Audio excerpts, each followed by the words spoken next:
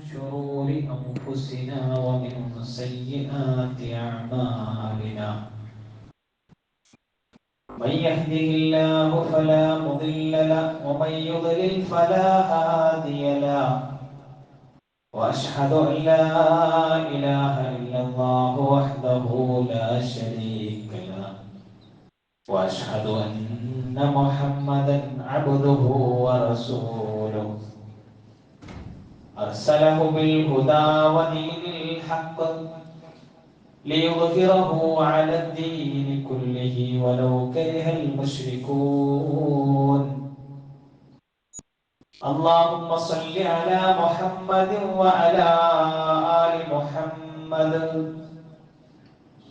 كما صليت على إبراهيم وعلى آل إبراهيم إنك حميد مجيد اللهم بارك على محمد وعلى آل محمد كما باركت على إبراهيم وعلى آل إبراهيم إنك حميد مجيد أما بعد فإن خير الكلام كلام الله وخير السنن سنن محمد صلى الله عليه وسلم وشر الأمور محدثاتها وكل محدثة بدعة وكل بدعة ضلالة أعوذ بالله من الشيطان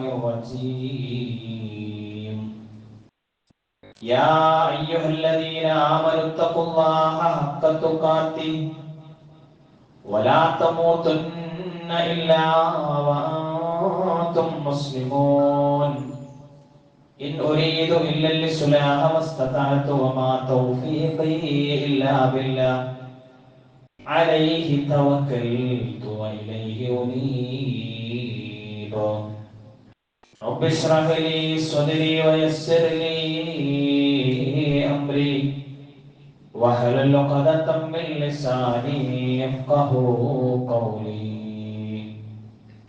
ബഹുമാന്യരായ സത്യവിശ്വാസികളെ വിശ്വാസികളെ ജീവിതത്തിന്റെ മുഴുവൻ മേഖലകളിലും പ്രപഞ്ചനാഥനായ അല്ലാഹുവിന്റെ ആജ്ഞാനിർദ്ദേശങ്ങൾ സൂക്ഷിച്ച് പാലിച്ച് പരമാവധി ഭക്തരായി ജീവിക്കാൻ പരിശ്രമിക്കണമെന്ന് സ്വന്തത്തോടും ഓരോരുത്തരോടും പ്രത്യേകമായി ഓർമ്മപ്പെടുത്തുകയാണ്, വസിയത്ത് ചെയ്യുകയാണ്.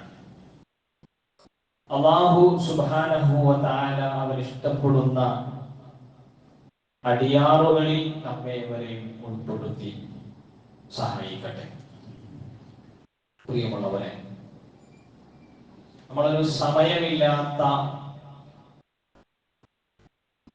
അല്ലെങ്കിൽ സമയം തികയാത്ത ഒരു ലോകത്ത് ജീവിച്ചുകൊണ്ടിരിക്കുകയാണ്. ഒരു പണിയുമില്ലാത്ത ആൾക്കും ഒന്നിനും സമയമില്ല എന്നതാണ് എല്ലാത്തിൽ നിന്നും ഒഴിഞ്ഞു മാറാനുള്ള കാരണമായി പലപ്പോഴും നമ്മൾ കേൾക്കാറുള്ളത്.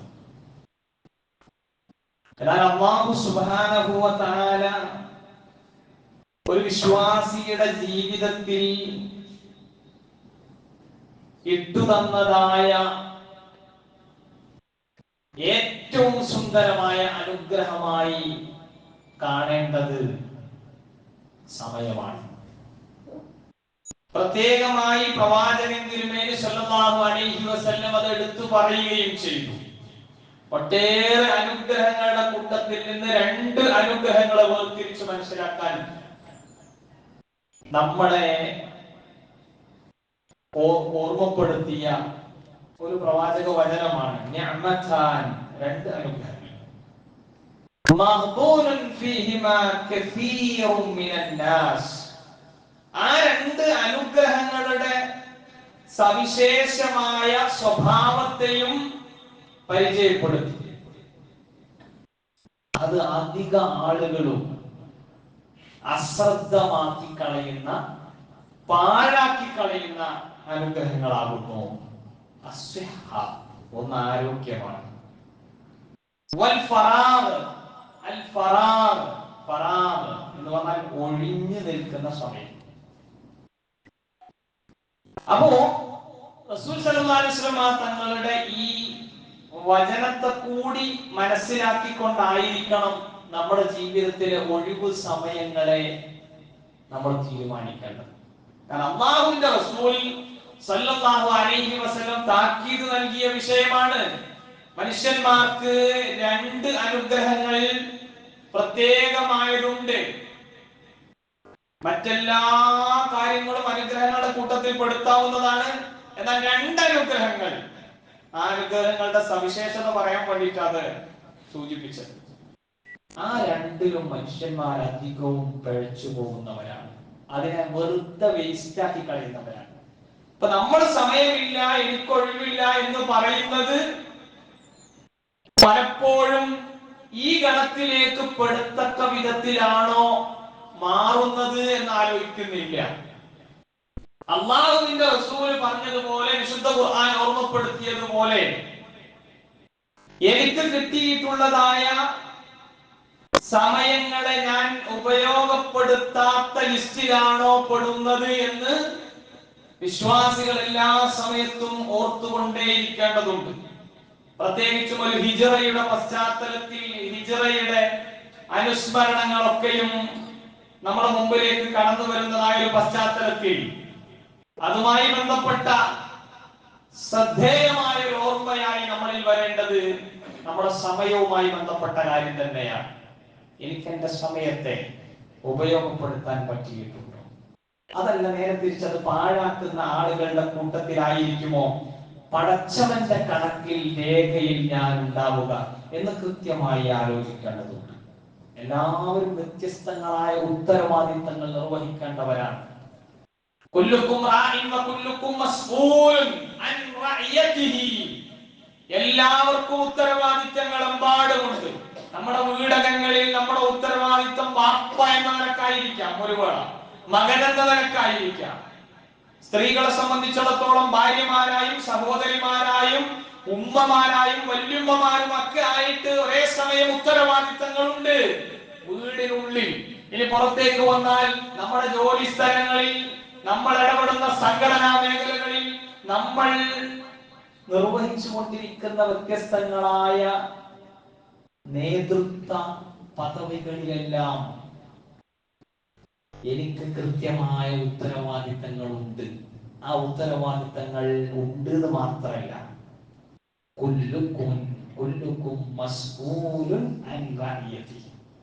എല്ലാവരും ചോദ്യം ചെയ്യപ്പെടുന്നവരാണ്. ആരാ ചോദ്യം ചെയ്യുന്നത്? അല്ലാഹു ചോദ്യം ചെയ്യാം. ആ പരലോകത്ത് ഭരണീയരുടെ, ഭരണകർത്താക്കളും പ്രജകളും എല്ലാം നിൽക്കുന്ന അവിടെ ആരൊക്കെ പെടും? ഞാൻ ഒരു ഭരണകർത്താവാണ് എന്റെ കുടുംബത്തിന്റെ കാര്യത്തിൽ, ഞാനൊരു കുടുംബനാഥനാണ്. അതേസമയം ഞാനൊരു മകനാണ്, അതേസമയം ഞാനൊരു പേരക്കുട്ടിയാണ്, അതേസമയം ഞാനൊരു സഹോദരനാണ്. ഓരോരുത്തരുടെയും കുടുംബത്തിനുള്ളിൽ മാത്രമുള്ള റോൾ ആലോചിച്ച് കഴിഞ്ഞാൽ നമ്മൾ എത്ര ചോദ്യങ്ങൾക്കുള്ള മറുപടി നമ്മൾ കണ്ടെത്തേണ്ടിയിരിക്കും. കൃത്യമായി ആലോചിക്കണം. അതുകൊണ്ട് ഈ ഉത്തരവാദിത്തങ്ങളെ കുറിച്ചുള്ള ബോധം നമുക്കുണ്ടാവണം. നമ്മുടെ കുടുംബത്തിനുള്ളിൽ മാത്രമല്ല, സമൂഹത്തിൽ, രാഷ്ട്രീയ മണ്ഡലങ്ങളിൽ, നമ്മുടേതായിട്ടുള്ള മറ്റുള്ള എല്ലാ മേഖലകളിലും, എല്ലായിടങ്ങളിലും നമ്മൾ ഉത്തരവാദിത്തങ്ങൾ പൂർത്തീകരിക്കണം. അത് നമ്മൾക്ക് പ്രചോദനമാകേണ്ടത് നാളെ അനുഭവിക്കാൻ പോകുന്ന പ്രയാസങ്ങൾ എന്ന ഒരു ഘടകമായിരിക്കണം.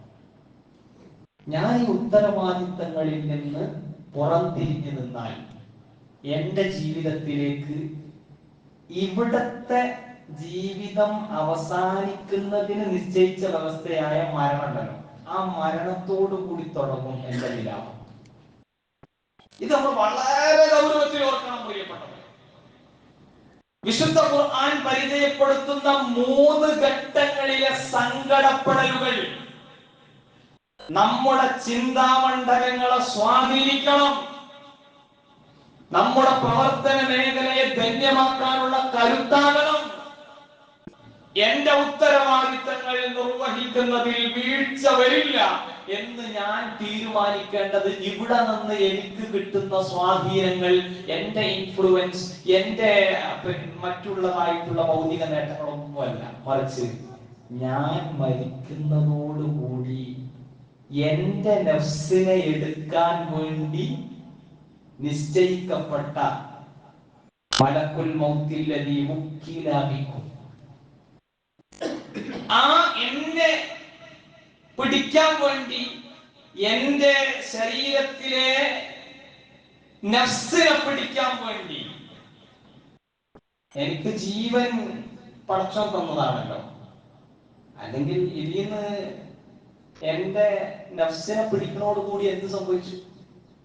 മരിച്ചു, നിശ്ചലമായി. പിന്നെ എല്ലാം എന്റെ ബോഡിയിലുണ്ട്. ഒരു നിശ്ചിത പരിധിക്കുള്ളിൽ മസ്തിഷ്ക മരണമൊക്കെ സംഭവിക്കുന്നതുമായി ബന്ധപ്പെട്ടൊക്കെയുള്ള ആ ലെവലിൽ നിന്ന് നമ്മൾ ആലോചിക്കുമ്പോൾ ഓർഗൻ ഡൊണേഷന്റെയും അനുബന്ധമായ കാര്യങ്ങളുടെയൊക്കെ പ്രസക്തിയും അതിന്റെ സാധ്യതകളും ഒക്കെ നമുക്കറിയാം.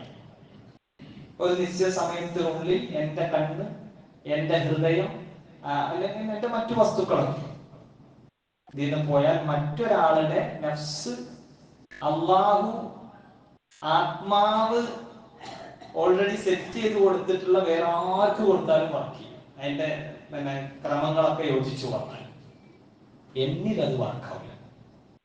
മലക്കുൽ മൗത്തും എന്റെ നഫ്സിനെ പിടിക്കുന്നതോടുകൂടി അത് തീർന്നു.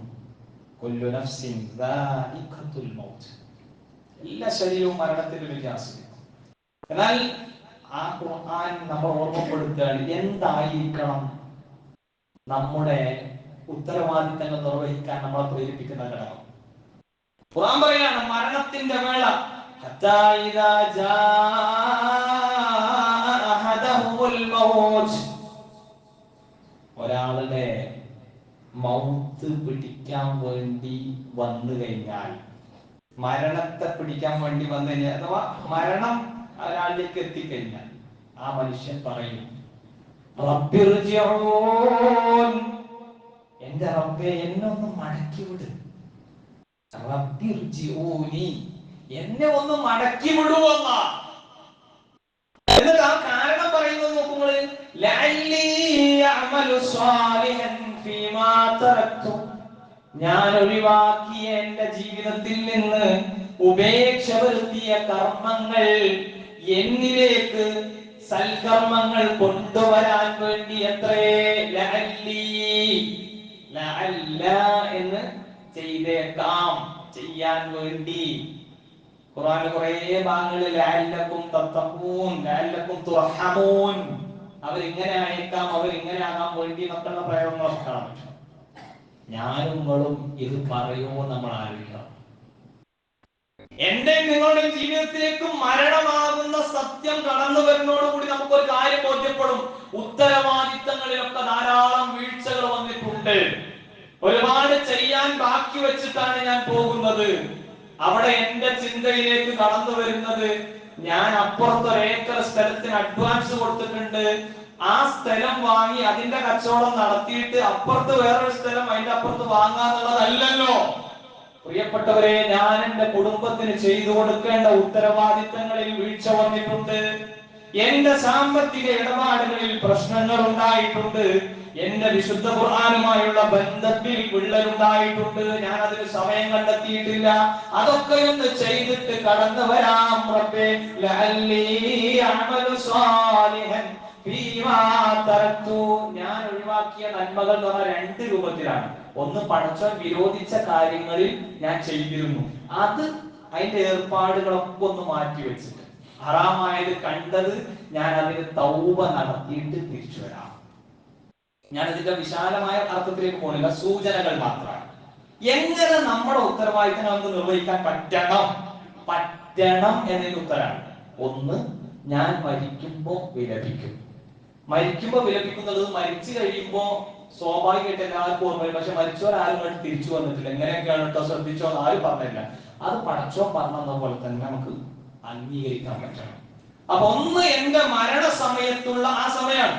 ഇനി അവിടെ നിർത്തിയിരുന്നു എങ്കിൽ ഇതിനിപ്പോ പ്രത്യേകിച്ച് തെളിവൊന്നുമില്ല, പടച്ചോൻ തന്നെ ഒരു പകുതി പറഞ്ഞിട്ട് അവസാനിപ്പിച്ചാൽ നമുക്ക് വിചാരിക്കായിരുന്നു. പക്ഷെ അവിടെ അള്ളാഹു പറഞ്ഞെന്താ അറിയോ, നിങ്ങൾ ആ സമയത്തിന് കാത്തിരിക്കരുത് സുഹൃത്തുക്കളെ. പടച്ചോൻ പറയണം ഒരു വല്ലാത്ത വാക്കാണത്. കല്ല എന്നുള്ളത് അറിയോ, ഒരു നിലക്കൊരു സാധ്യതയില്ല. There is no possibilities. ഒരു സാധ്യതയില്ല. ഇനി എന്ത് പറഞ്ഞിട്ടും കാര്യമില്ല. അപ്പൊ ആ സാധ്യതകൾ എല്ലാം മങ്ങാണ്. മങ്ങും എന്നത് ദുനിയാവെന്ന് മനസ്സിലാക്കാൻ പടച്ചോൻ കുറെ തെളിവുകളും തന്നു. പടച്ചോന്റെ കലാമിൽ അള്ളാഹു ഉൾപ്പെടുത്തുകയും ചെയ്തു. ഒന്നുകൊണ്ടും നിങ്ങൾക്ക് രക്ഷപ്പെടാൻ കഴിയും കേട്ടോ. ദുനിയാവെന്ന് പറയുന്നത് പരീക്ഷണത്തിന്റെ ഒരു ലോകമാണ്. അവിടക്കല്ല നിസ്സംശയം വേണ്ടതില്ല.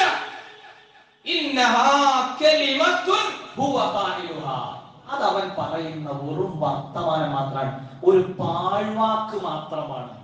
ഏത്? പടച്ചോനെ ഒന്ന് തിരിച്ചുവിട്. ഈ യാഥാർത്ഥ്യങ്ങൾ അങ്ങനെ ബോധ്യപ്പെടുമ്പോണ്ടാവുമല്ലോ. പരീക്ഷ പേപ്പർ മുന്നിൽ ഇങ്ങനെ കാണുമ്പോ, ഞാൻ എഴുതാൻ പോകുന്ന പരീക്ഷയ്ക്ക് 1 മാസം 2 മാസമൊക്കെ ടൈം ഉണ്ടായിരുന്നു. പരീക്ഷ പേപ്പർ മുമ്പിൽ കാണുമ്പോ പരീക്ഷാർത്ഥിയായ എന്റെ മനസ്സിൽ തോന്നുന്ന ഒരു കാര്യം, പഠിച്ചോ എത്ര സിമ്പിളായ പരീക്ഷയായിരുന്നു, ഒന്ന് റെഡി ആയിരുന്നെങ്കിൽ. ദുനിയാവുന്ന നമുക്ക് അനുഭവങ്ങളായി പറയണം. അപ്പോ എന്നാൽ പടച്ചോന്റെ മുമ്പിൽ ഡയറക്റ്റ് നിങ്ങൾ കാണണം. എന്താ മരണം, മരിച്ചതിന് ശേഷം എന്താ വരുന്നത്, മലക്കുകൾ വരുന്നു അല്ലെ, അവര് ഇങ്ങനെ ഹത്തായി മലക്കുൽ മൗത്ത് ഹത്തായി, പിന്നെ എന്താ പറയാ, തലയുടെ ഭാഗത്തായിട്ട് വന്നു നിൽക്കുന്നു, എന്നിട്ട് പിന്നെ റൂഹിനെ പിടിക്കുന്നു. അവിടെ മുതലെല്ലാം നമുക്ക് മലക്കുകളായിട്ടുള്ള നമ്മുടെ സമ്പർക്കമൊക്കെ റെഡിയാണ്. ഇവിടെ ചില ആൾക്കാർ പറയണത് എന്താ വെച്ചാൽ മലക്കുകളെയും ജിന്നുകളെയും ഒക്കെ നമുക്ക് ഇവിടുന്ന് തന്നെ ആക്സസ് ഉണ്ട് എന്നുള്ളതാണ്. അതല്ല ഖുർആൻ പറയുന്നത്. ഖുർആൻ പറയുന്നത് വളരെ സിമ്പിൾ ആണ്. നമ്മൾ മരിക്കണോട് കൂടി നമുക്ക് അതൊക്കെ ബോധ്യപ്പെടും. കാരണം എന്താ, പിന്നെ നമ്മൾ ഇങ്ങോട്ട് വരുന്നില്ല. അപ്പൊ നമ്മൾ അവിടുത്തെ ലോകത്തേക്ക് എത്തുന്നോട് കൂടി എല്ലാത്തിന്റെ ആക്സസ് നമുക്ക് കിട്ടി. ഇതൊക്കെ അങ്ങനെ പഠിക്കണം. ഇനി നമ്മൾ അങ്ങനെ പഠിച്ചാൽ മാത്രം പോലെ ഇവിടുന്ന് മലക്കനും ചിന്നിനെയും പേടിച്ചിട്ടും അവരുടെ എന്താ പറയാ ബാക്കിയുള്ള പിന്നെ എന്താ പറയാ വേറെ എന്തെങ്കിലുമൊക്കെ അന്ധവിശ്വാസങ്ങൾ പ്രചരിപ്പിച്ചിട്ടും മുന്നോട്ട് പോകണേന് പകരം അള്ളാഹുവിനെ ഭയപ്പെട്ടുകൊണ്ട് ജീവിക്കാം. അങ്ങനത്തെ ആളുകളെ സംബന്ധിച്ചിടത്തോളം പേടിയില്ല. അല്ലാത്തവരൊക്കെ പറയരുത് കല്ല, അല്ലാത്തവരോടൊക്കെ പറയും കല്ല, നീ വെറുതെ പറയണ വാക്ക് നിസ്സംശയം.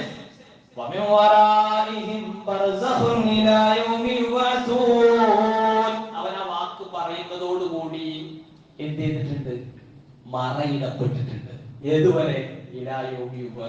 ബഅസിന്റെ നാൾ വരേക്കും നൈരന്തര്യമുള്ളതായ, നിലച്ചു പോകാത്തതായ ഒരു മറയിടപ്പെട്ടിട്ടുണ്ട്. ഞാനിതിൽ വേറെ ഒന്നും പറഞ്ഞിട്ടില്ല. ഈ ഒരു ആയത്ത് മാത്രമല്ല, നമ്മുടെ ഉത്തരവാദിത്തങ്ങൾ നിർവഹിക്കാൻ സൂറ മുഅ്മിനൂനിലെ 99-100 വചനങ്ങൾ നമുക്ക് കരുത്താണ്. പടച്ചോന്റെ മുമ്പിൽ നിൽക്കുമ്പോൾ ഒരു കളി നടക്കൂല. അതായി പറഞ്ഞ പച്ച മലയാളം. ഒന്ന്. ഇനി ഇവിടെ ഈ ആയത്തിൽ നിന്ന് തന്നെയുള്ള കണക്ഷൻ ആയത്ത് നമുക്ക് സൂറത്ത് യാസീനിൽ കാണാൻ പറ്റും. എവിടെ? ഇവിടെ ഏതുവരെ എന്നാ പറഞ്ഞത്? ഒന്ന് ആലോചിച്ച് നോക്കൂ. ഏതുവരെ എന്ന് പറഞ്ഞത്?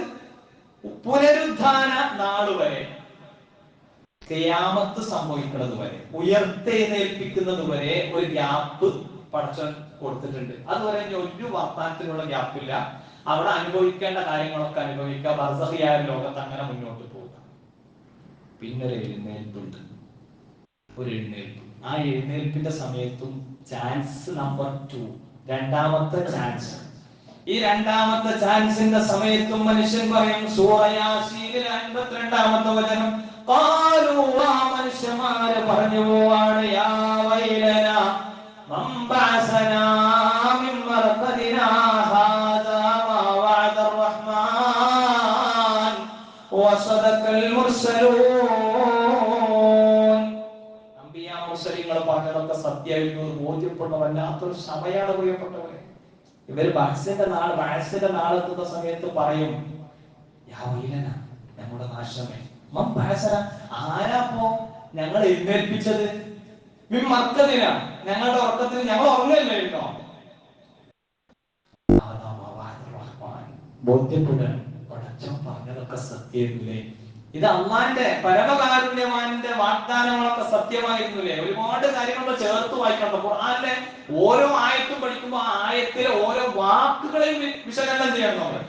അതിന് പര്യാപ്തമല്ല നമ്മുടെ സമയമൊന്നും. അതിന് നമ്മൾ കൂടുതൽ ഡെവലപ്പ് ചെയ്യാൻ വേണ്ടിയിട്ട് നമ്മൾ ഖുർആൻ ക്ലാസ്സുകളിലൊക്കെ നമ്മൾ അറ്റൻഡ് ചെയ്യണം. നമുക്ക് ഖുർആനെ കുറിച്ച് നമ്മൾ ഡീറ്റെയിൽ ആയിട്ട് പഠിക്കും. ഈ ഒരു ആയത്തിൽ നിന്ന് എന്തെല്ലാം കാര്യങ്ങൾ കിട്ടും? ഒരു മണിക്കൂർ പറഞ്ഞാൽ തീരാത്ത അത്ര വലിയ കാര്യങ്ങൾ ഇതിന്റെ ഉള്ളിൽ ഉണ്ടാവും. അതൊക്കെ നമ്മുടെ ജീവിതത്തിൽ ഉപകാരപ്പെടുത്താനും കഴിയും. റഹ്മാൻ, പടച്ചവന്റെ സൃഷ്ടിപ്പിനെ പറ്റി പറഞ്ഞപ്പോഴും പടച്ചവൻ പറഞ്ഞത് അള്ളാഹ് പരമകാരുണ്യവാനായതുകൊണ്ടാണ് അള്ളാഹിന്റെ സൃഷ്ടിപ്പിൽ യാതൊരു ഏറ്റക്കുറവില്ലാത്തത്. ഇനി ഇവിടക്ക് വരുന്ന സമയത്ത് പരമകാരുണ്യവാനായതുകൊണ്ടാണ് അല്ലാഹു സുബ്ഹാനഹു വ തആല എന്ത് ചെയ്യുന്നത്? അവന്റെ വാഗ്ദാനങ്ങൾ നടപ്പിലാക്കുന്നത്. നീതിയുടെ പക്ഷത്തു നിന്ന്, കാരുണ്യത്തിന്റെ പക്ഷത്തു നിന്നൊക്കെ പഠിച്ചു ഏർപ്പെടുന്ന ഒരു കാര്യം. നമുക്ക് വലിയ വിശാലമായ ടോപ്പിക്കാണ്. വസദഖൽ മുർസലും, എല്ലാ മുർസലിങ്ങളും പറഞ്ഞൊക്കെ സത്യമായിരുന്നു.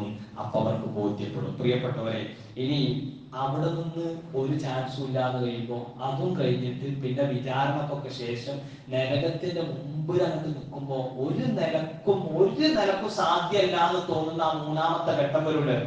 ആ മൂന്നാമത്തെ ഘട്ടം വരുമ്പോ ഈ മനുഷ്യന്മാരെന്നെ പറയുന്ന മറ്റൊരു വാചകം, ലൗ തറാ ഇദ് വഖിഫൂ അലന്നാർ, അവർ നരകത്തിന്റെ മുമ്പിൽ കൊണ്ടുവന്ന് നിർത്തപ്പെടുന്നതായ സമയം, അപ്പോൾ അവർ പറയാൻ, യാ ലൈതനാ നുറദ്ദു വലാ നുകദ്ദിബു ബിആയാതി റബ്ബിനാ വനകൂന മിനൽ മുഅ്മിനീൻ. യാ ലൈതനാ, എത്ര നന്നായനെ, എത്ര ബെറ്റർ ആയനെ. എങ്ങനെയാണെങ്കിൽ നുറദ്ദു, ഞങ്ങൾ മടക്കപ്പെട്ടിരുന്നെങ്കിൽ, ഇതിക്ക് അങ്ങോട്ട് പ്രവേശിക്കാതെ ഞങ്ങൾ മടക്കപ്പെട്ടിരുന്നു. ഇപ്പൊ നമുക്ക് ആലോചനയിൽ വരുന്ന സമയത്ത് എന്ത് നരകത്ത് സ്വർഗം, ഇതൊന്നും നമ്മളൊരു വാല്യം കൊടുക്കുന്നില്ല. അങ്ങനെയാണെങ്കിൽ നമ്മുടെ ജീവിതം അങ്ങനെയല്ലല്ലോ ഉണ്ടാവേണ്ടത്. ശരിക്കും ശ്രദ്ധിക്കണം.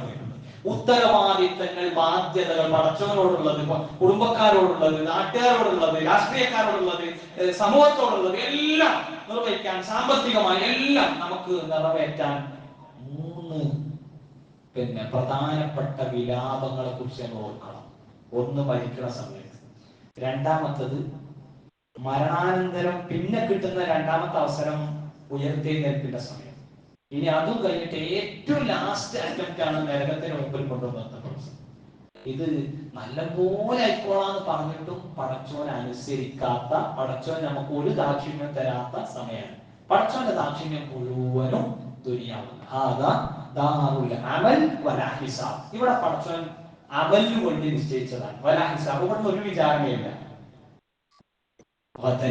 നാളെ പരലോകത്തെ സംബന്ധിച്ചിടത്തോളം ദാറുൽ ഹിസാബ്, അത് വിചാരണയുടെ ലോകമാണ്. വലാ അമൽ, അതൊരു പ്രവർത്തനമല്ല. അതുകൊണ്ട് ആ ഒരു കാര്യം, ആ ഒരു ചിന്ത വെച്ചിട്ടാണ് നമ്മുടെ കാര്യങ്ങളൊക്കെ നമുക്ക് ക്രമീകരിക്കാൻ സാധിക്കേണ്ടത് എന്ന് പ്രത്യേകം ഓർമ്മപ്പെടുത്തുകയാണ്. ഇതിന്റെയൊക്കെ വിശദീകരണമായി ഒരുപാട് കാര്യങ്ങൾ ചേർത്ത് വെക്കാൻ നമുക്ക് സാധിക്കേണ്ടതുണ്ട്. എന്റെ കുടുംബത്തെ കുടുംബസമേതം സ്വർഗത്തിലേക്ക് ഞാൻ എത്തിക്കാൻ എന്താണ് എന്റെ അടിസ്ഥാനപരമായ കാര്യമായിട്ട് മാറുന്നത്?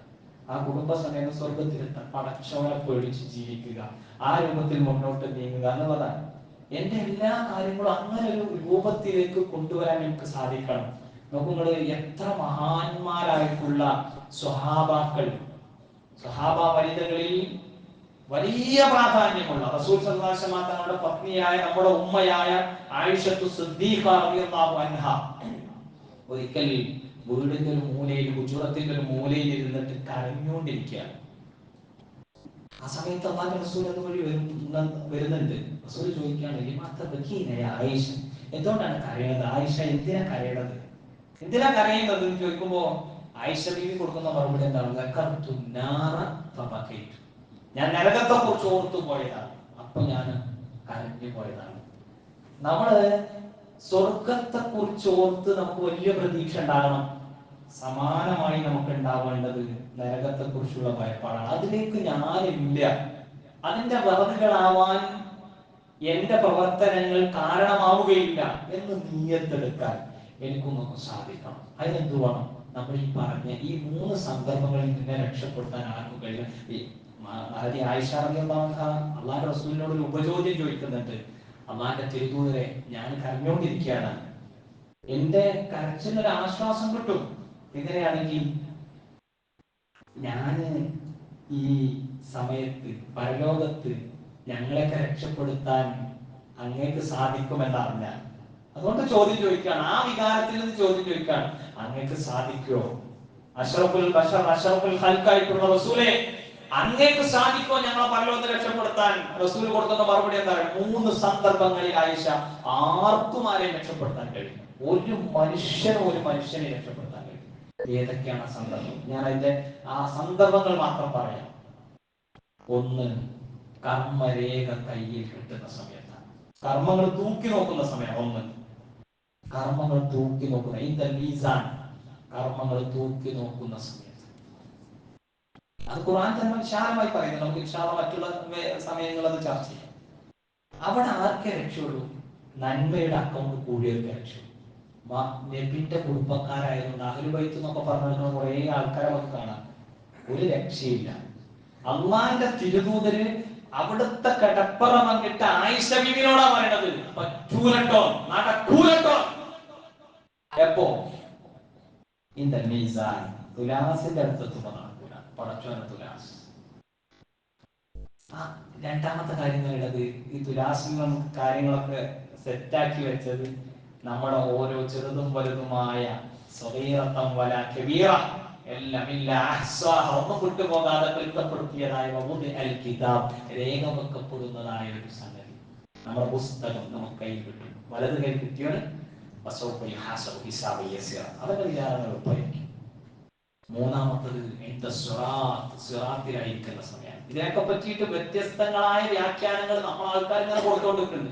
മുടിനാരിയെ പോലെ, മുടി പോലെ എന്നൊക്കെ പറഞ്ഞോണ്ടല്ലോ. അങ്ങനെ നമ്മൾ മനസ്സിലാക്കേണ്ട ആവശ്യമില്ല. ഹദീസുകളിൽ വന്നതിനെ ഖുർആൻ നമുക്ക് സത്യപ്പെടുത്തി തന്നതിനെ അംഗീകരിക്കാം. അതിനപ്പുറത്ത് ബാക്കിയുള്ള വാറോലകൾക്ക് പിന്നാലെ പോകേണ്ട ബാധ്യത നമുക്കില്ല. നമ്മൾ ഇതൊക്കെ ഉള്ളിലാ വരുന്നത്. ഞാനിങ്ങനെ ഏതെങ്കിലും പാതിരാ വയലുകളിൽ നിന്ന് കേൾക്കുന്ന കാര്യമൊന്നല്ല സത്യമായിട്ടുള്ളത്. അത് അതിലൊക്കെ നല്ല കാര്യങ്ങൾ ഖുർആൻ ഹദീസും പറയുന്നുണ്ടെങ്കിൽ അത് അംഗീകരിക്കാനുള്ള ബാധ്യത നമുക്ക്. അതിന്റെ അപ്പുറത്ത് എന്റെ വിശ്വാസത്തെ തകർക്കുന്ന ആർക്കെങ്കിലും സ്വാർത്ഥ ലാഭങ്ങൾ ഉണ്ടാക്കാൻ, ഏതെങ്കിലും പള്ളിക്ക് വിരിവിട്ടാൻ വേണ്ടിയിട്ട് വാദോരാമ സംസാരിച്ചതുകൊണ്ടോ എന്തെങ്കിലുമൊക്കെ പൊലിപ്പിച്ച് പറഞ്ഞുകൊണ്ടോ കാര്യമില്ല. എന്റെ മനസ്സ് എന്താവണം? പാകപ്പെടണം. പരലോകത്തിന് വേണ്ടി എന്റെ മനസ്സ് പാകപ്പെടണം. ഞാൻ എന്റെ വിചാരണയ്ക്ക് ശേഷം ഞാൻ നരകത്തിന്റെ വീരയുള്ള ഒരു വഴിയെ നേരിടേണ്ടതുണ്ട്. ആ വഴി എങ്ങനെയെന്ന് പടച്ചോൻ അല്ലാഹു അഅലം, നമുക്കറിയില്ല. പറഞ്ഞതേ നമുക്ക് അറിയൂ. അപ്പൊ അവിടെ നമുക്ക് നിൽക്കാൻ പറ്റും. അങ്ങനെ ഒന്നും ഉണ്ട് എന്നുള്ളത് നമ്മൾ ബോധ്യപ്പെടണം. അത് നമ്മുടെ മനസ്സുകൊണ്ട് വാങ്ങിയ പടച്ചോനെ ആ സമയത്തിന്റെ അവസ്ഥ എന്തായാലും. ഞാൻ ഇവിടെ എന്റെ കുടുംബത്തിലായിരിക്കുമ്പോ, എന്റെ സമൂഹത്തിലായിരിക്കുമ്പോഴൊക്കെ എന്റെ ചിന്ത എന്തായാലും പടച്ചോനെ അതിപ്പോ എന്താവും എന്നതായിരിക്കും. അപ്പൊ നമ്മൾ ഇന്ന് പറഞ്ഞ കാര്യം വളരെ കുറഞ്ഞ സംഗതികളാണ് പറഞ്ഞത്. 1, എന്റെ എല്ലാ പ്രവർത്തനങ്ങളും ഉത്തരവാദിത്തങ്ങളും നിറവേറുന്നതിന്, ഞാൻ അമാനത്ത് പൂർത്തീകരിക്കുന്നതിന് എനിക്കുണ്ടാവേണ്ട ചിന്ത, ഞാൻ മരിച്ചു പോകുമ്പോൾ വിലപിക്കേണ്ടി വരുമോ? മരിച്ചു കഴിഞ്ഞാൽ വിലപിക്കുന്ന ഒരു സാഹചര്യം ഉണ്ടായാൽ പിന്നെ അങ്ങോട്ട് യാതൊരു രക്ഷയില്ലല്ലോ. 2, എന്നെ പരലോകത്ത് ആയിഷാ ബീവിനെ റസൂലിന് പോലും സഹായിക്കാൻ പറ്റൂല എന്ന് പറഞ്ഞ ആ 3 സന്ദർഭങ്ങളിൽ എന്റെ അവസ്ഥ എന്താണ്? ഞാന് റസൂലിന്റെ കുടുംബക്കാരല്ല, അല്ലെങ്കിൽ ആ നിരക്കുള്ള ഒരു ബന്ധവും കാര്യങ്ങളൊന്നും, അങ്ങനെ ഒരു ഇന്റിമസി ഒന്നും നമുക്കില്ല. പക്ഷേ ഇന്റിമസി ഏറ്റവും ഉള്ള ആളോട് പോലും റസൂൽ പറഞ്ഞ സമയത്ത് എങ്ങനെയാണെങ്കിൽ എന്റെ അവസ്ഥ എന്തായി? അല്ലാഹു സുബ്ഹാനഹു വ തആല നമുക്ക് പാരത്രിക ലോകത്ത് സൗഖ്യവും സമാധാനവും കിട്ടത്തക്ക രൂപത്തിൽ കാര്യങ്ങളെ ക്രമീകരിക്കാനുള്ള സന്മനസ് പ്രദാനം ചെയ്ത് അനുഗ്രഹിക്കട്ടെ.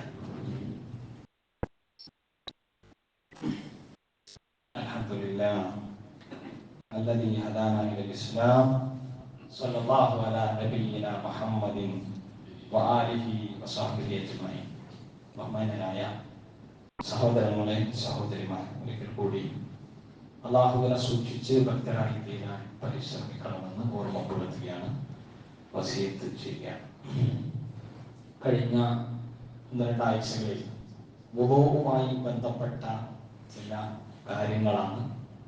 സാധാരണഗതിയിൽ സംശയങ്ങൾ ഉണ്ടാവാൻ സാധ്യതയുള്ളതായ കാര്യങ്ങളൊക്കെയാണ് നമ്മൾ ചർച്ച ചെയ്തിരുന്നത്. വുളൂവിന്റെ മൊത്തത്തിൽ ഉള്ള ഒരു ഹദീസ്, ഒറ്റ ഹദീസിന്റെ ചർച്ച ആദ്യത്തെ കഴിഞ്ഞ 2 ഖുതുബകൾക്ക് മുമ്പ് നമ്മൾ സൂചിപ്പിച്ചു. കഴിഞ്ഞ ആഴ്ചയിൽ നമ്മൾ ഇസ്തിൻഷാഖ്, മദ്മദത്ത്, ഇസ്തിൻസാറൊക്കെ പറഞ്ഞു. മൂക്കില് വെള്ളം കയറ്റലും വായില് പിന്നെ കൊപ്പിളിക്കലും ഈ കാര്യങ്ങളൊക്കെ നമ്മൾ ചർച്ചയിൽ വന്നു. ഇന്ന് സൂചിപ്പിക്കുന്ന നമ്മുടെ തല തടവുന്നതുമായി ബന്ധപ്പെട്ട കാര്യം. നമ്മൾ എല്ലാ കാര്യത്തിലും റസൂല് പഠിപ്പിച്ചെന്ന പോലെ ആയിരിക്കണം നമ്മുടെ ചെയ്തികളെല്ലാം. വുളൂഇന്റെ വാജിബ് അഥവാ നിർബന്ധ കാര്യം ഖുർആൻ തന്നെ പരിചയപ്പെടുത്തിയത് യാ അയ്യുഹല്ലദീന ആമനൂ ഇദാ ഖുംതും ഇലസ്സലാത്തി എന്ന് തുടങ്ങുന്ന വചനത്തിന്റെ ഭാഗത്തിൽ എങ്ങനെയാണ് നിങ്ങൾ നമസ്കാരത്തിന് വേണ്ടി തയ്യാറാകുമ്പോൾ വുളൂ ചെയ്യേണ്ടതെന്ന് പറയുന്നിടത്ത് പ്രത്യേകം എടുത്തു പറഞ്ഞൊരു കാര്യമാണ് വംസഹു ബിറുഊസിക്കും എന്നുള്ളത്. നിങ്ങളുടെ തല നിങ്ങൾ തടവണം. ബാക്കിയുള്ള കാര്യങ്ങളൊക്കെ കഴുകണം എന്ന് പറഞ്ഞപ്പോ തല തടവണം എന്നാണ്. അപ്പൊ തല തടവണം എന്നാ പറഞ്ഞത്. തല തടവണം എന്നാണ്. അപ്പൊ നമ്മുടെ സമൂഹത്തിൽ ഒരു തെറ്റിദ്ധാരണ എന്ന് വെച്ച് കഴിഞ്ഞാൽ പലരും വിചാരിച്ചു വെച്ചത് ഹദീസുകളുടെയോ ഖുർആന്റെയോ പിൻബലമില്ലാത്ത ഒരു കാര്യമാണ്. എന്ന് പറഞ്ഞാൽ തലയുടെ ഒരു ഭാഗത്ത് ഇങ്ങനെ തോണ്ടി കൊടുത്താൽ മതി. ഇത് ശരിയല്ല. അപ്പോ എന്താ പറയാ, പിന്നെ ഫഗ്സിലൂ വുജൂഹക്കും, നിങ്ങൾ നിങ്ങളുടെ മുഖങ്ങൾ കഴുകണം എന്ന് പറയുമ്പോ അവിടെയും ഇതേ പ്രയോഗം തന്നെയാണല്ലോ. മുഖം മുഴുവനായിട്ടാണ് കഴുകണം. മുഖത്തിന്റെ ഇവിടെ അങ്ങനെ കഴുകിയിട്ട് ഇവിടെ അങ്ങനെ വെള്ളാക്കിയിട്ട് ഇവിടെ മാത്രം അങ്ങനെ കഴുകി മുഖം കഴുകി എന്ന് പറയില്ലല്ലോ. എന്നതുപോലത്തെ പ്രയോഗം തന്നെയാണ് വംസഹു ബിറുഊസിക്കും, നിങ്ങളുടെ തല നിങ്ങൾ തടവണം. അപ്പൊ ആ തല തടവുക എന്നുള്ളത് അതിന്റെ വാജിബ് നിർബന്ധ പരിധി പൂർത്തീകരിക്കണം എന്നുണ്ടെങ്കിൽ തന്നെ എന്ത് ചെയ്യണം? സ്വാഭാവികമായിട്ടും തല മുഴുവനും തടവണം എന്നതാണ് ഒന്നാമത്തെ കാര്യം. രണ്ടാമത്തെ വിഷയം എന്ന് പറഞ്ഞാൽ തല തടവാനാണ് പറഞ്ഞത്. അപ്പൊ ഇസ്ലാമിലെ തടവലൊക്കെ ഒന്നാണ്. തടവലൊക്കെ വൺ ടൈം ആണ്. അത് ബാക്കിയുള്ള കാര്യങ്ങളൊക്കെ പറഞ്ഞപ്പോ ഹദീസിലുള്ള എന്താണ്? സലാസമറാത്തി, 3 തവണ അങ്ങനെ പറഞ്ഞു. എന്നാൽ തലയുടെ കാര്യം പറഞ്ഞപ്പം ഹുംറാൻ റളിയല്ലാഹു അൻഹുവിൽ നിന്ന് വരുന്ന ഹദീസിൽ മഹാനായ ഉസ്മാൻ റളിയല്ലാഹു അൻഹു വുദൂ ചെയ്യാൻ വെള്ളം കൊണ്ടുപോകാൻ പറയുന്ന നമ്മൾ ആദ്യം ചർച്ച ചെയ്ത ഹദീസിൽ തല തടവുന്നത് എത്ര തവണയാണ് പ്രത്യേകം പറഞ്ഞു. അത്രേ പറഞ്ഞു. പക്ഷേ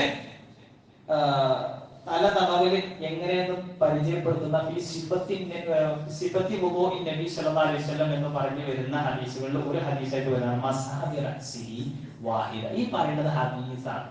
ഇമാം ബുഖാരിയും മുസ്ലിമും ഉദ്ധരിച്ചിട്ടുള്ള ഹദീസ് മസ്ഹബി റഅസിഹി വാഹിദ. ഇത് കേട്ടിട്ടും നമ്മൾ തല തടവുന്നത് 3 തവണ ആയാൽ അതിൽ പിന്നെ നമുക്ക് ഉത്തരവാദിത്തമില്ല. പറയാ എന്നുള്ളതാണ് നമ്മുടെ ഉത്തരവാദിത്തം. എന്നിട്ട് ചെയ്യൽ ഓരോരുത്തരുടെയും കടമയാണ്. ഞാനിപ്പോ 15 കൊല്ലമായിട്ട് ഞാൻ 3 തവണയെ തടവുന്നത്. അതും ഈ തോണ്ടിത്തേക്കലാണ് എന്റെ പരിപാടി. പ്രശ്നമില്ലാതെ ഹദീസ് കിട്ടിയില്ലേ? മസ്ഹബി റഅസിഹി വാഹിദ, തല ഒറ്റ തവണ റസൂൽ തടവില്ല. ഇനി അവിടെയും നിർത്തിയില്ല. അബ്ദുല്ലാഹി ഇബ്നു യസീദ് ഇബ്നു ആസിം റളിയല്ലാഹു അൻഹു റിവായത്ത് ചെയ്യുന്ന ഹദീസ് മസ്ഹബി റഅസിഹി ഫഅഖബല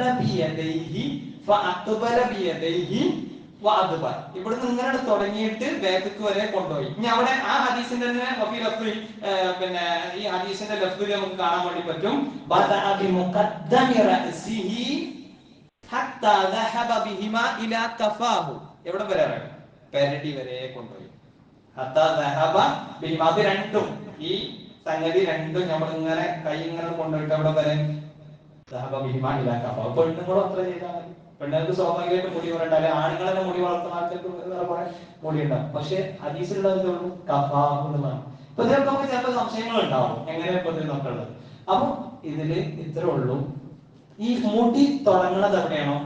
തലന്റെ ഈ മോരട്ട് മുതൽപ്പെട്ട് ഇങ്ങനെ മുതൽ തുടങ്ങിയിട്ട് ഇവിടുന്ന് ഇങ്ങനെ തുടങ്ങി നേരെ ഇലാക്കഫാഹു തീർന്നില്ല. ഒരു വട്ടാകുന്നത് എപ്പോഴാന്ന് പറയുന്നത്? ഒരു വട്ടാകുന്നത്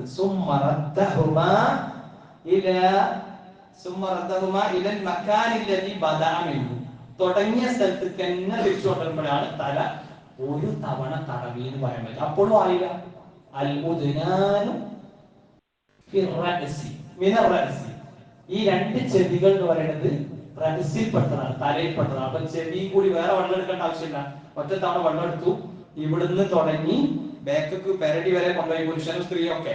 എന്നിട്ട് ബാക്കിൽ നിന്ന് ഇങ്ങനെ അങ്ങോട്ട് മുന്നിൽ തന്നെ കൊണ്ടുവന്നു, തുടങ്ങിയ സ്ഥലത്ത് തന്നെ കൊണ്ടുവന്നു. എന്നിട്ട് പിന്നെ ചെവി തടവുക എന്നുള്ളത് പറഞ്ഞു. വീണ്ടും അതിനെ എന്ത് ചെയ്തു, ഒന്നുകൂടി എക്സ്പ്ലെയിൻ ചെയ്തു. അബ്ദുല്ലാഹിബ്നു ഉമർ റളിയല്ലാഹു റിവായത്തിൽ നിന്ന് ഹദീസ് നമുക്ക് കാണാൻ പറ്റും. സുമ്മ മസ്ഹ ബിറഅസി, ഞാൻ തല തടവി. അതായത് ഈ പറഞ്ഞ പോലെ തല തടവി. എന്നിട്ട് എന്ത് ചെയ്തു, ഈ രണ്ട് വിരലുണ്ടല്ലോ, ഈ ചൂണ്ടുവരൽ പറയാം, ഈ രണ്ട് വിരലിങ്ങനെ ചെവിന്റെ ഉള്ളിൽ അല്ലെ, രണ്ട് ചെവിന്റെ ഉള്ളിലായിട്ട് പ്രവേശിച്ചു. എന്നിട്ട് ഈ തള്ള വിരലുകൊണ്ട് ഇതോടൊക്കെ ഉണ്ട്, തള്ള വിരലുകൊണ്ട് എന്ത് ചെയ്തു, വാഹിറ ഉദുനൈ, തന്റെ പ്രത്യക്ഷ ഭാഗത്ത് ചെവിന്റെ പുറന്തോട് ഇങ്ങനെ തടവി. അതൊരൊറ്റ വട്ടം മേലക്ക് ഇങ്ങനെ തടവിയാൽ മാത്രം മതി. അവിടെ താഴത്തേക്ക് വരുന്നതിനെ പറ്റിയിട്ട് പറയുന്ന ഭാഗങ്ങളുണ്ട്. ഇതാണ് ഏറ്റവും അവസരമായിട്ടുള്ളത്. ഇങ്ങനെ ഒറ്റ അപ്പൊ ഇതൊക്കെ നമ്മളുടെ ഭാഗത്ത് നിന്ന് എന്തെങ്കിലും പിഴവ് വരെ വന്നു അങ്ങനെ എന്തോ ഒരു സാധനം ചെയ്യണ രൂപത്തിലുള്ളൊന്നും നമ്മൾ ആലോചിക്കേണ്ട ആവശ്യമില്ല. ആ രൂപത്തിലൊക്കെ നമ്മൾ പ്രത്യേകം ശ്രദ്ധിക്കുക. തല തടവുന്നതുമായി ബന്ധപ്പെട്ട കാര്യങ്ങൾ. ഇനി വേറെ ഏതെങ്കിലും റുക്സകളുണ്ട്. ആ റുക്സകളെ കുറിച്ചൊന്നും ഇപ്പൊ തൽക്കാലം പറയുന്നില്ല. അതൊക്കെ എന്ത് റുക്സയുടെയും കാര്യങ്ങൾ വരുമ്പോൾ നമ്മൾ ആലോചിച്ചു നോക്കുക. ആദ്യം നോർമൽ ലെവലിൽ നമ്മൾ വീട്ടിൽ നിന്ന് ഇറങ്ങുമ്പോൾ ഒരു വുളു എടുത്തിരിക്കണം. ഈ പറഞ്ഞ പോലെ പൂർണ്ണമായും വുളു എടുത്തിരിക്കണം. പിന്നെ ആ വുളു മുറിഞ്ഞു പോയാലും പിന്നെ അയാൾക്ക് അന്നത്തെ ഒരു ദിവസത്തിന് ഏത് ബാധകമാണ്, ഈ റുക്സൊക്കെ തലപ്പാവിന്റെ മുകളിൽ തടവാൻ, ഷൂവിന്റെ മുകളിൽ തടവാൻ, അതിന്റെ ഒക്കെ മുമ്പ് ഷോക്സ് ഇടുന്നതിന് മുമ്പ് ഒരു വുളു എടുത്തിരിക്കണം. അതാ ഷർത്ത്. അല്ലാഹു അനുഗ്രഹിക്കട്ടെ. പ്രിയപ്പെട്ടവരെ, ഈ കാര്യങ്ങളൊക്കെ നമ്മൾ ചെറുതാന്ന് വിചാരിക്കുന്ന കാര്യങ്ങൾ ഇത് വാജിബിന്റെ തരത്തിൽപ്പെട്ടാണ്. നമ്മൾ ഓരോ കാര്യങ്ങൾ ഓരോ ആഴ്ചയിൽ ഇങ്ങനെ പഠിച്ചു പോകുമ്പോൾ മുമ്പ് നമുക്ക് അറിയാത്തതാണെങ്കിലും അറിയണതാണെങ്കിലും ഒക്കെ ഒന്ന് നോളജ് ബൂസ്റ്റ് ചെയ്യാൻ നല്ലതാണ്. അല്ലാഹു അനുഗ്രഹിക്കട്ടെ. റഹ്മാൻ റഹീമുമായ നാഥൻ നമ്മുടെ പ്രവർത്തനങ്ങളിൽ കൂടുതൽ ആവേശവും താല്പര്യവും നമുക്ക് ഉണ്ടാക്കി തരുമാറാവട്ടെ. ധാരാളമായി അള്ളാഹുവിനെ ശുക്ർ ചെയ്യാനും അള്ളാഹുവിന്റെ ദീനിന്റെ വക്താക്കളായി പ്രബോധകരായി മുന്നോട്ട് നീങ്ങാനും ഒക്കെയുള്ള കരുത്തും ആവേശവും നമുക്ക് പ്രദാനം ചെയ്ത് അനുഗ്രഹിക്കുമാറാവട്ടെ.